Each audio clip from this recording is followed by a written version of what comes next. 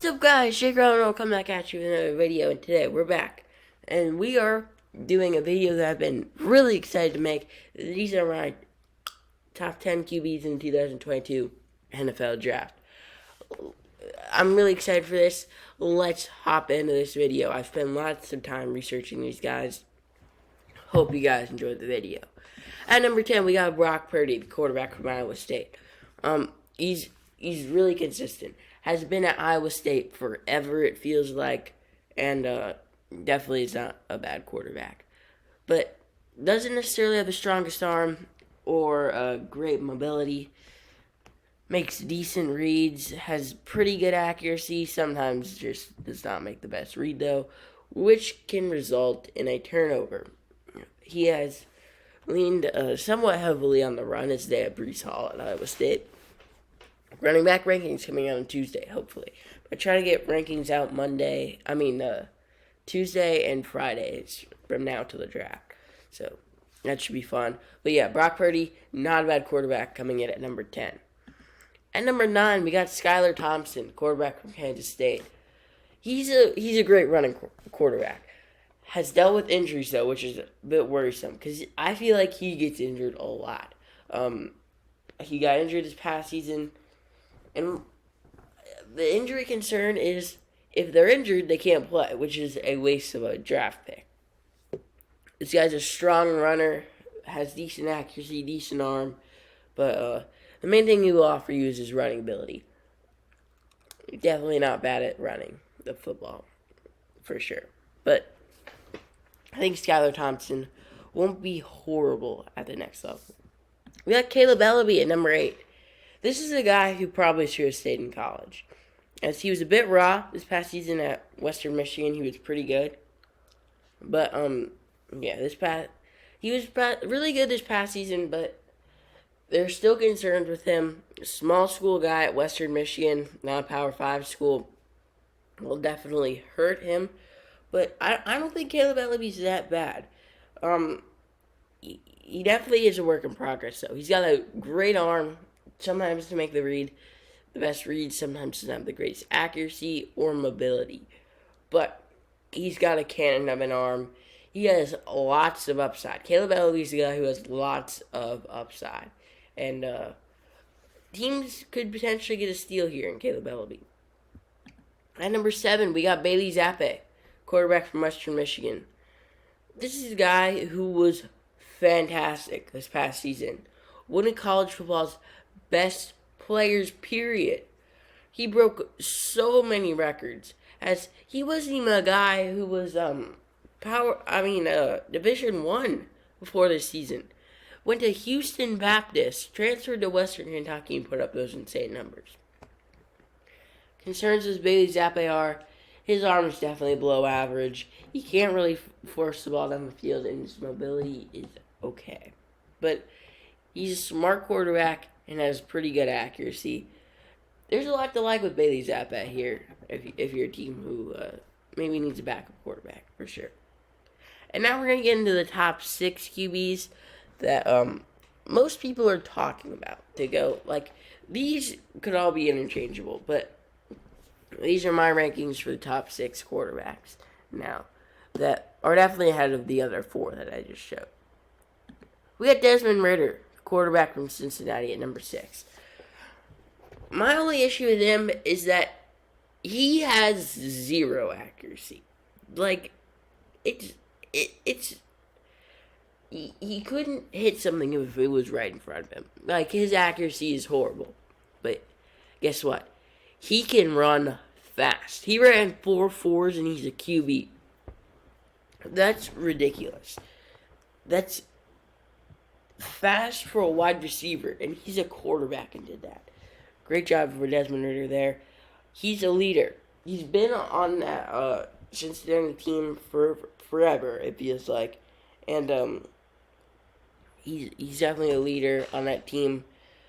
Guided them all the way to the college football playoff, which is something that a non-Power 5 school has never done. Definitely a leader in that category. I don't think his arm is that bad, but his accuracy is so bad sometimes that, like, he might not necessarily be the best quarterback at the next level, but he does make smart throws, which is good to see.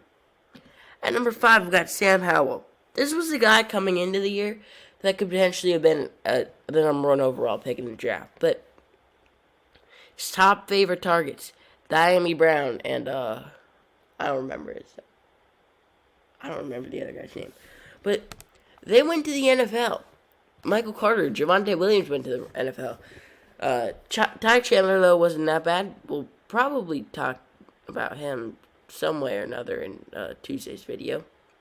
But his O-line was the main issue this past season in North Carolina, where he had no time to throw the football. And it forced him to run around. He doesn't deal with pressure well, which definitely hurts him. But I don't think Sam Howell's going to is that bad of a quarterback.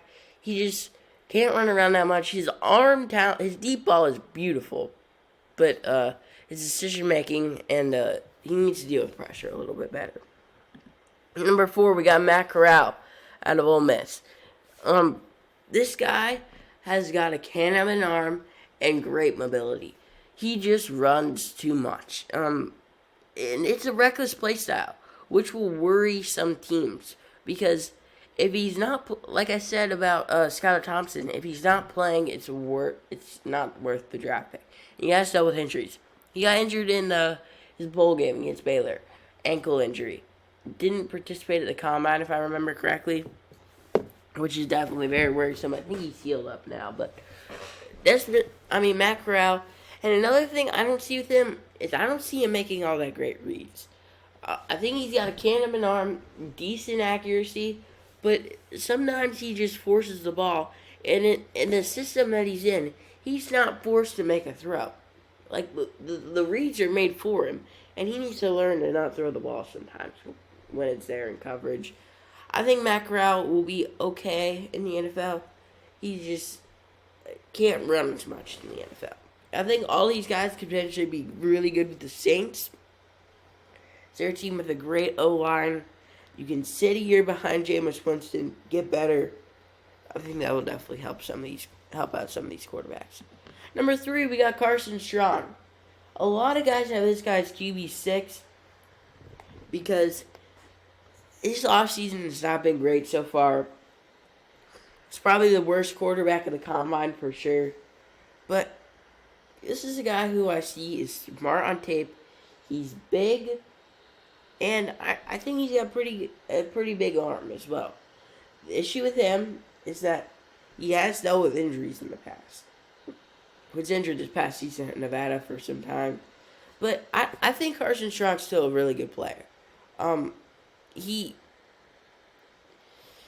got a rocket of an arm. I think he had a bad O-line in Nevada, and I think in the NFL, he could get to a good O-line team with some playmakers. He had Romeo Doubs, who's probably going to go day 2, I'd have to say.